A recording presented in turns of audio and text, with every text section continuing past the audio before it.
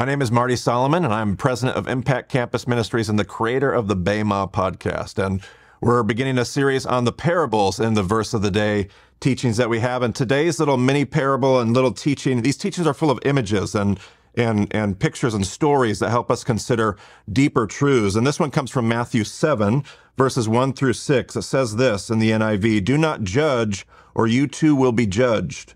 For in the same way that you judge others, you will be judged. And with the measure you use, it will be measured to you. Why do you look at the speck of sawdust in your brother's eye and pay no attention to the plank in your own eye? How can you say to your brother, 'Let me take the speck out of your eye,' when all the time there's a plank in your own eye?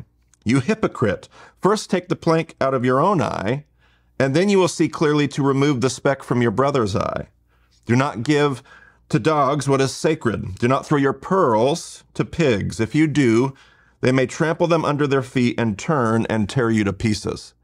And we see kind of these three movements in this parable teaching here today. And on all three of these movements, there's a relationship that Jesus is inviting us to consider between yourself and others. And this comes on the heels in the Sermon on the Mount where Jesus has just spoken about worry. And people like Dallas Willard have done a great job showing how this line of thought is, this isn't just a thought in a vacuum, but this comes on the heels of worry. And worry drives us to use our critical thinking and our critical spirit and direct it towards others. And here, Jesus invites us to direct those thoughts towards ourselves. Be careful, he says, what you do towards others, because in that same way, that same measure will be used on yourself. Be careful when we examine all the little specks in everybody else's lives, the little things, when actually we should spend our energy focused on the things, the bigger things in our own lives. Be careful, Jesus says, that when you would take these things that you hold valuable, these pearls of God's wisdom, and you would project them onto people that don't necessarily find the same value. Always be aware, Jesus says,